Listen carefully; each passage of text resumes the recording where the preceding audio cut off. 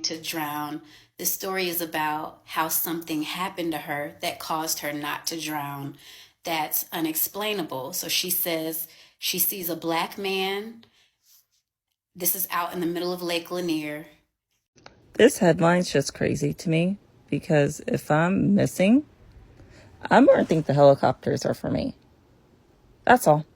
Zach, look, don't try to tell nobody I told you this, but word on the curb is that ain't him. Okay, surviving Lake Lanier. It was 1997. I went to the Brunswick Drop Course Center in January, so it would have been June, July, when they took us on a field trip to Lake Lanier. So you're probably wondering, why am I posting this? Well, here's why. This 20-year-old went missing while swimming at Lake Lanier. And if you know the history of Lake Lanier in Georgia, this lake is haunted. And usually when a article starts like this, or a headline starts with someone went missing, 9.9 times out of 10, the result is not them going to be found alive. So this boy needs to play the lottery because he got lucky. If you know, you know. Have y'all seen the story of the 20-year-old who went missing on Lake Lanier and was found the next day swimming to shore?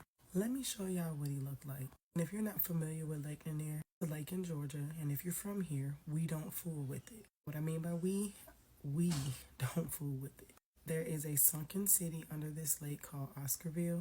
A couple of people have documentaries coming out on it. Town full of black people at their own banks, farms, things of that nature. And it was flooded, and it's now Lake Lanier. Now, I want y'all to see the young man. He definitely fooled the ancestors with this fro. They was confused. They definitely floated him all the way to shore because of that fro. Even the look. He looked like he one of us. But this man got a story to tell. Netflix, Tubi, all y'all get ready because we got to hear what happened. What did he see? What did he experience? This ain't never happened before. Brother, let us know. And I'm saying brother because he has to be. I know every news outlet want to hear what he got to say because I'm telling you, he has a story to tell. Okay, so look, y'all ain't heard this from me, but y'all know I love a good rumor, right? Boom. So word on the curb is y'all know homeboy that jumped in Lake Lanier. He jumped off the boat into Lake Lanier and then like he swam to the shore or something, right? And then he was found alive the next morning. I think the dude name was Zach. Look, don't try to tell nobody I told you this, but word on the curb is that ain't him. No, like it's him, like it's his body, but it ain't him. I don't know if y'all seen this movie years ago. It's called The Skeleton Key, right? So what happened was this lady, she moved into this house and then she started understanding hoodoo. And hoodoo don't work unless you believe in it, right? So then what happened was the slaves that used to live in the house years ago, decades ago, 100 years ago before that, right? They took over her body at the end of the movie after she started believing in hoodoo. All right, y'all, stay with me so I'm going to tie this all together. So Lake Lanier is never known. Nobody's ever been known to survive Lake Lanier, right? And the fact that he was able to swim to the shore at nighttime in Lake Lanier and then was found alive. Now, mind you, they ain't say he came back and then, he contacted the police. They say he was found alive, meaning they found him alive. Now, the streets is saying that one of them people that was down in Lake Lanier, one of them souls, they took over his body. Look, I'm glad Zach is safe and at home and he's alive and well and all this stuff. But, I ain't gonna lie to y'all. If I was Zach's fan, oh bitch, you finna have an exorcism. Nope, you getting an exorcism. You finna get some holy water. You finna get baptized. No. You not finna bring your ass back up in this house. We finna act like it's a miracle. Some shit happened. Some shit went down there. Sir. Oh no.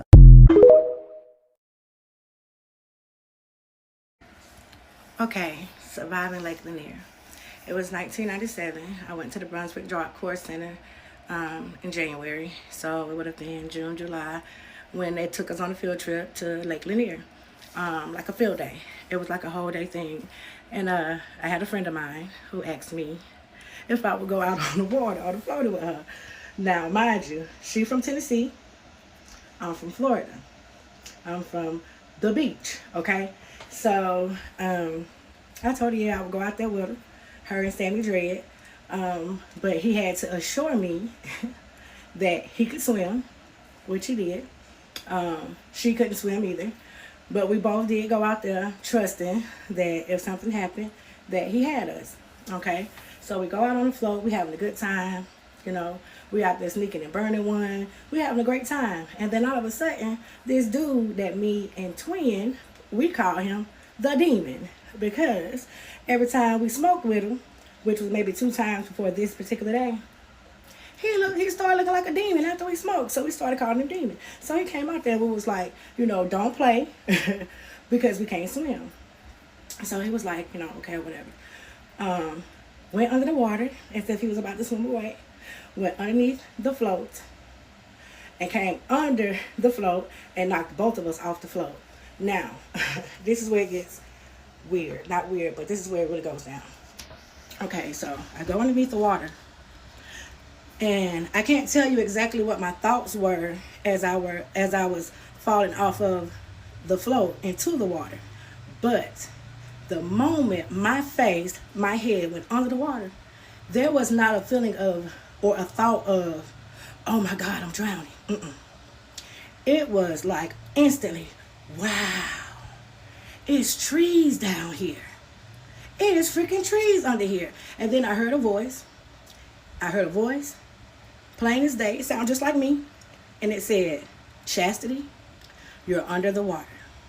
And I said to myself, of course not out of my mouth because I was under the water, not like this, Lord. In that moment, I heard instructions, which was to take my hands, do them like this, and do the action of maybe of flying.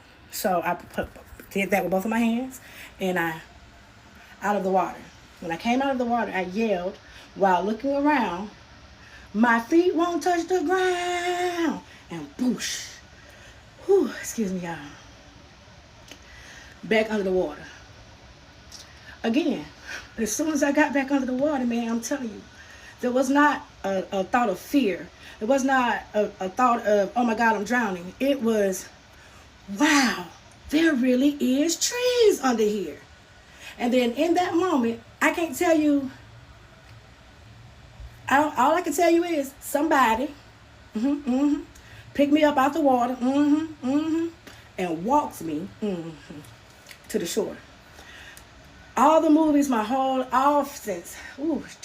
since 97 to now, every movie that I've seen, when somebody is drowning, the person that's saving them grabs them around, this area or something like that, and they swim with them to a safe place. That's not what happened. Nobody swims with me nowhere. Somebody, a black man, picked me up, carried me out of the water, and set me on the shore. I don't owe you a lie, because I don't know you. I've only shared my story with a couple people. And that's my story. And it's the truth. I'm here. And I pray that this video comes across Twin. This chat, girl, is me from Job Code, your bestie. I pray to God that it come across Sammy Dredd, because he was out there. Because he saved Twin, just in case y'all wondering what happened to Twin. He saved Twin. He was busy with Twin. I can't tell you exactly what happened because I was in the moments that I just described to you.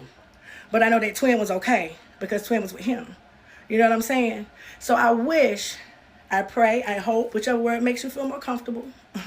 I manifest, whatever word makes you feel more comfortable, that they see this and then they can testify to what I'm saying. Nobody swam me out of the water. A black man carried me to the shore and set me on the shore. And in that moment, I'm the reason why we had to stop the field trip, because all the fellas that was around, when I saw Demon, I said, that's him, he tried to drown me. Yeah. And they all got on his ass. His behind, his buttocks. Yeah. So we had to pack up and we had to go back. That was because of me. Anybody that was at Lake Lanier in 1997 that was in Brunswick Job Corps that remember the rumble on the side of the lake, you ain't gonna remember me drowning because you weren't out there. If by chance you was the person who got me to the shore, you ain't swim me there, stand up and say something. Because it's a real story, true to life. And I know you can feel it because it's the truth. Ain't no lie, ain't nothing I just said. So, hey, Thank you for listening to me share a little piece of my life. If you want to hear more, I got so many stories to tell you of how God saved me, how the devil didn't got get me. But I'm still here. Yup. Love y'all. Peace out.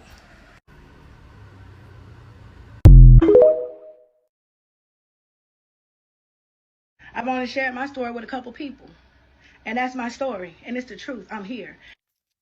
Okay, so that was a clip from a TikTok that was just sent to me by my mom. And my mom said, take a look at it. She has a very similar story to your story. When you get a chance, go watch her story. Just to sum it up, her story is about being out on the water with friends, and one of the friends purposely flips over her floaty and she begins to drown. In addition to beginning to drown, the story is about how something happened to her that caused her not to drown. That's unexplainable. So she says she sees a black man. This is out in the middle of Lake Lanier. He stands up, picks her up, and carries her to the shore. And that's what saved her life. So, y'all, I watched this video and I'm totally shaken up. Because just like the little clip I showed, how she's like, hey, I haven't told this story to anybody. I have one extremely similar. And the funny thing is, she's from Florida and is familiar with beaches, and I'm from Florida and I'm familiar with beaches. My story is a little similar. So when I was younger, I had a very good childhood friend whose family invited me to go to the beach with them. So y'all, this was like one of those holidays that would have been more like a Memorial Day weekend at the beach or like a 4th of July. Like it was something where there's tons of people like everywhere. And for those of you who know beaches, of course, it's extremely loud when you go during those holidays because of all the people, all the barbecuing, the cookouts, and the activities and things like that. So the friend that invited me with her family, which by the way, y'all, this wasn't just a friend, like they were literally hands down like family. Like I call her mama, auntie, everything. I've even lived with them before, right? So anyway, I go with them to the beach, and one of the things about me at the time was I wasn't an excellent swimmer. Like I loved the beach and I loved water, but I've never been an excellent swimmer. Y'all, I've taken swimming lessons so many times. It just, you know what I mean? It doesn't stick with me. But this friend was an excellent swimmer. So she asked me, did I want to get on my floaty and go out in the water with her? And I said yes. So we're going out and I'm positioned in the floaty, you know, completely on top of it. So on that donut floaty, if I were to knock over in deep water, you know, that's it for me. So she's pushing me. And it was at this moment when I realized this wasn't a friend. This was an enemy, okay? She's pushing me, and all of a sudden she says, oops, guess that's it for me. I almost can't reach the bottom anymore. Bye. And gives the hardest push she can to push me out further, like into the ocean. Yeah, I floated so far into the ocean, like out in the ocean, that I remember not being able to hear any of the noise coming from the crowds on the shore.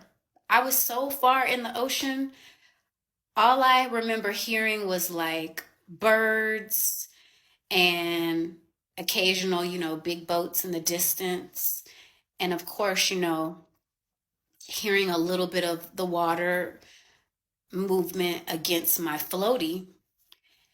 And I remember trying to decide, Do I take a chance and try to put my body inside of this floaty donut thing? Because, if I do, then maybe I can paddle back. But I couldn't make a decision on it because I also knew if I didn't navigate it right, you know what I mean? I'm going to drown. So I floated, floated, floated. And then I remember getting to like this really, really big sign. And it was like, warning, do not go past this sign, severe undertow. And I was right up against, like, I remember reading it and thinking, oh, this is the end for me. You know what I mean? My mind was just like, I'm done. So just as I got ready to pass that, this voice came out of nowhere. And it was a voice of a woman. And she said, hey, what are you doing way out here? You're not supposed to be here. And you know how, like, I'm laying on the floaty, so I couldn't, turn around and look at her, but I knew someone was there. And I saw a hand grab my tube, my orange tube.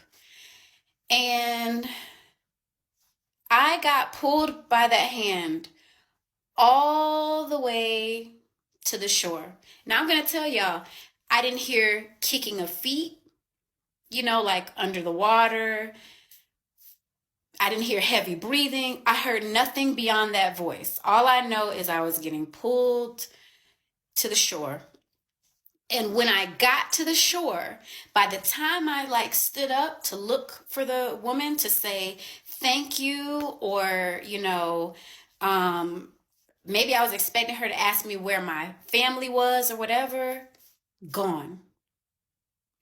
The lady disappeared. I didn't see footprints. I didn't see anybody else go to the ocean or any other direction, like she disappeared.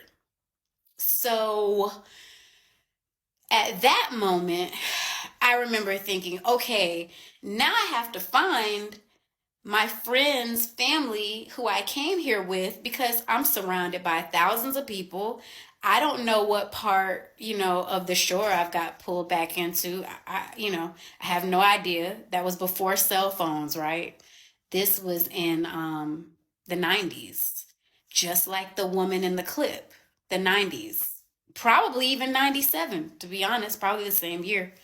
So I, some kind of way, navigate back to find my friend and her family. When I get there, y'all, the look on my friend's face when I walked up, I'll never forget it. She was sitting there getting ready to take a bite out of like a hot dog, and her mouth dropped. The look on her face was like, oh my God, like, you're still alive? Her family was saying, hey, where have you been? We've been looking for you. You've been gone for hours.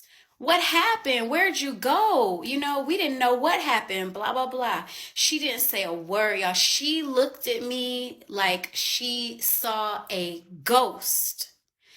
She was scared, and I was scared, because I was thinking, whoa, she just tried to kill me. And now I have to ride back with the killer. And I don't feel comfortable telling the family she just tried to kill me. And if I would have gotten killed, she would have been front and center at my funeral, getting consoled by my mom and my dad and by her family, thinking she was my great friend. So it took me years to tell that story to my parents. I probably just told them that story probably 4 years ago, and both of them were shocked and could not believe it. And I say that to say, the video before, I'm not saying what saved me was a mermaid. I'm not saying that. I don't know if it was a mermaid. I don't know if it was an angel.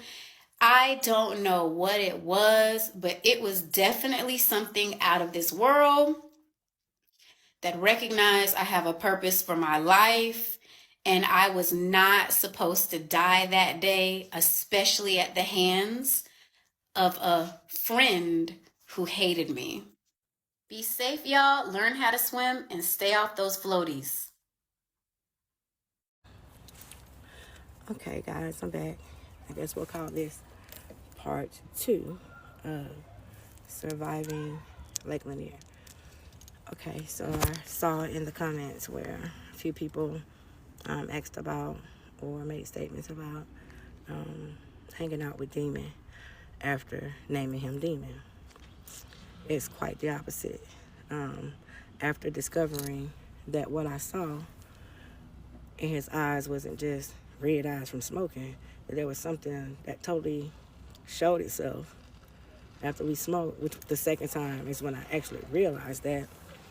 And that's when we started calling him Demon. He wasn't Demon the first day. I don't remember what his name was, though. So we hadn't hung out with him. So when we went to Lake Lanier, we hadn't hung out with him. We had not hung out with him.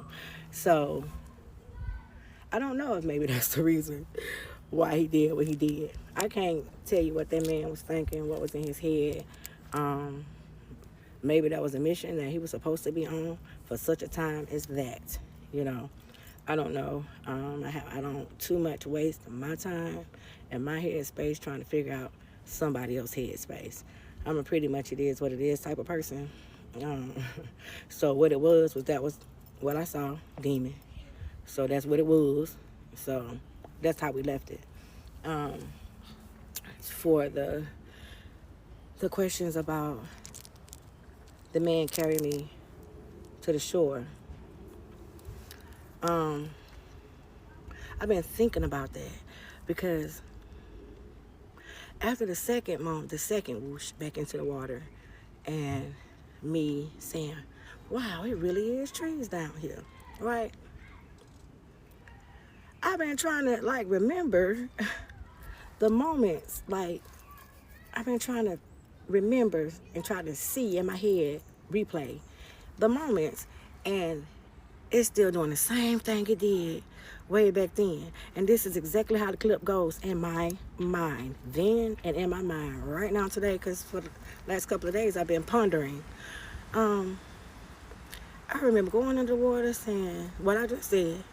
Wow, it really is trees down here. The next thing I remember, honestly, I was being carried. Like how you carry your baby. Oh, how you carry your baby, because you carry your baby different. How you hold your baby when you're sitting on the couch, watching TV, rocking your baby, feeding your baby a bottle, the way you hold your baby. That's the way I was being held. So imagine my arms around the neck, okay? I never looked up into her face, but there was a moment after, wow, there really are trees down here that I can't tell you about the space in between that and this moment. But there was a moment that I realized I wasn't dead. I went under the water and I opened my eyes. When I opened my eyes, I did not look up. I looked out. When I looked out, I could see me coming up on the shore. I could see people on the shore. And I could see myself be sat down. At the moment that I was sat down, my eyes went directly to Demon. I didn't even look that way or, well, who's that? That's not what happened. As soon as I was sat down, my eyes went straight to him, and that's when I yelled, that's him. He did it. He tried to drown me. And that's when the fellas handled their business for me. I didn't have to try to fight a man. The men took care of that for me. You know, I know he was a black man because when I opened my eyes, I was in the arms of a black man. My father is a black man. He was just as black as my daddy was. So that's how I know he was a black man. I didn't have to see his face. I was in his arms. Just imagine yourself being held in the arms of somebody who loves you. You ain't got to be looking in their face, you in their chest. But you see their arms. You know who they are. You know what I'm saying? If it was a woman, you would know you feel some boobs. That's a lady. Wasn't no boobs, so wasn't no lady. You know what I'm saying? I don't want nobody to get it twisted as if I don't know who I serve, because I do. And I don't know that he's forever watching over me and keeping me and my children and my family. I do. I'm not confused about that at all. I wasn't confused about that then. When I made the statement that I didn't know who it was, I don't. I don't. I don't know that man. I don't know where that man went. I ain't looked to see where he went neither. I was looking at what was going on and the emotions that I was feeling at the moment. And it wasn't, who is this? It was, there he go. So, just to kind of clear that part up a little bit so that you can better understand that I wasn't playing around with my soul or with my life by saying, hey, this dude look like a demon, so I'm still gonna chill with him. Nah. I was raised in a spiritual household. My mother was a seer, healer, everything. I inherited from my mother. You know what I'm saying? So I was raised a certain way. I had a certain belief growing up. I still have a certain belief. There's certain things that I stand on. You know what I'm saying? So I appreciate every single person that said, God bless me. That said, I'm here for a reason to be able to tell my story. That said, thank you for telling the story. I also appreciate the people that had something funny and something smart to say. Because I'm goofy like that. So you made my day with a smile and a laugh. If that's, I don't know if that was purpose, but that's all you're going to do. You know what I mean? I just want to say, the Most High is real. He is not a ghost. He's not a ghost. He's real. He's living. He lives inside of us. He has placed within us abilities, powers, and things that come without repentance. We don't have to tell anybody that we're sorry for them. It is not our responsibility to make you understand a gift that God is giving, because it comes without repentance. I don't have to repent for it. You know what I mean? All I could do is say to you to trust and understand that everything ain't what it seems. Everything ain't what it looked like. But everything is what it is. Now, I don't know if you can understand it. If you can't, that one for you. If you can understand that, that was for you. Because you get that. You know what I'm saying? So, just know that he real. Just know that the unseen world is the real world. Just know that we in this world, but we're not of this world. Just know that if you over here, you are the bloodline of the Christ, the Messiah. And Southern culture and other places too, we say Jesus. We find out about Yahushua. If you dig just a little bit further than Hebrew and Yahushua, you will run into Soka, which is a Bantu language, and you'll find out that the Savior was called Missindisi in that language back then. You will find out that who we call God, the Most High, I am that I am, was so nini na nini. Say what you want to say. Do the research. Google it. And you'll see that I'm not making up something, just saying something. I serve the true and living God, the God of the gods. I don't serve the Anunnaki. I serve the gods that can judge them. Now, if that went over your head, whoop, if you got it, you understand where I'm coming from. It's a beautiful day outside. Let me see if y'all can see the sky. It's a nice day. And I just want to say, have a great one. My head is not itching either, y'all. It just feel good, so I like to. Anyway, have a blessed day. Have bliss in your day. Stay true to who you are. Stay true to whose you are. And everything gonna be all right.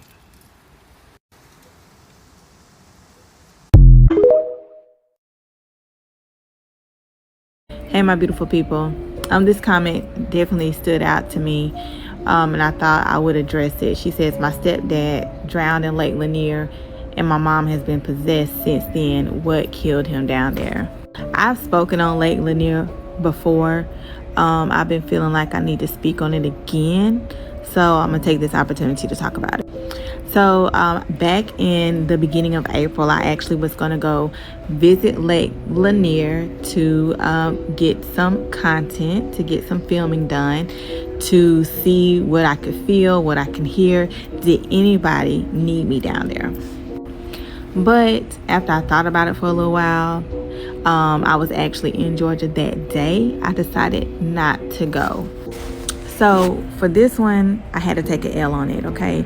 Because just because you can do things doesn't mean that you should do things. And I felt like it was not necessary, and I did not need to go to Lake Lanier. So Lake Lanier is a man-made lake that was made over a community, and also in that community was a graveyard. There are actual images that you can find online that show you the graves that are under Lake Lanier. Now, this community had a lot of black people in the community, so they were driven out when they started doing this man-made lake, and then also they didn't drive everybody out. Some people died. So with that being said, there are souls under the lake, and I've said this before, it has no rhyme or reason. Anybody who enters that lake, Lake Lanier, they are susceptible to drowning, to dying, because nobody's supposed to be there. There shouldn't even be a lake there. So what happens when you have victims of Lake Lanier? These victims, they haven't transitioned to a better place or ascended or anything like that. The whole purpose of this lake claiming these lives is because they want them down there with them. They figure that you are in the lake, you must want to join us. So sorry to say this, that your stepdad has now entered into this cycle. And the reason for your mom being possessed is because he wants her. He wants her, okay? I'm just being honest. And so now he's calling her from that Lake Lanier, from that grave under Lake Lanier. And Lake Lanier is not the only lake that's like this. One that I know personally is Lake Hartwell in Anderson, South Carolina, right before you get into Georgia. There are a lot of lakes that have claimed lives for this very same reason right here. There's been some weird stuff going on at Lake Lanier lately. I'm on the Harris of the News. People always say Lake Lanier is cursed and the ancestors are down there rumbling, y'all. Why have there been 4 earthquakes near Lake Lanier lately? They all happened within the same week, all at night or in the middle of the night. Now, these were all magnitude 2 to 2.5, and things don't really start to get weird and destructive until at least like magnitude 4. But some people who live up there say they felt it. I mean, you could hear just a shock and a blast, and the house just shook and the windows shook. And thought it was like an explosion. Researchers from a bunch of universities in Georgia have been over there to Lake Lanier to figure out what's going on. And it gets weirder. Apparently, there are now invasive mystery snails in the lake. The Department of Natural Resources says these are Chinese, Japanese mystery snails that are native to East Asia. Now, I'm no geography teacher, but China and Japan are closer to the west coast of our country. How did they end up in Lake Lanier? Officials say they found them while doing some routine sampling of the lake. They found them in other waterways here in Georgia too, and they're really not positive on how they got there. It is possible that somebody had it as a pet and dumped it in there, but you're not actually allowed to own them anymore, and if you see one, you're supposed to report it. And just so y'all don't want to tussle with me in the comments, Lake Lanier isn't really cursed. It's safe. You can go out there if you want to. People just think it's cursed because it was a man-made lake that was made by flooding several communities, including a predominantly black community, Oscarville, and a bunch of unmarked graves. So now people basically think their spirits are yanking people under. And hundreds of people have died on Lake Lanier. So good luck out there this summer. Share this informed you and follow for more news. You know, I actually was thinking about that. I was thinking that all of the spirits in Lake Lanier could not be malicious and, trying to harm everyone.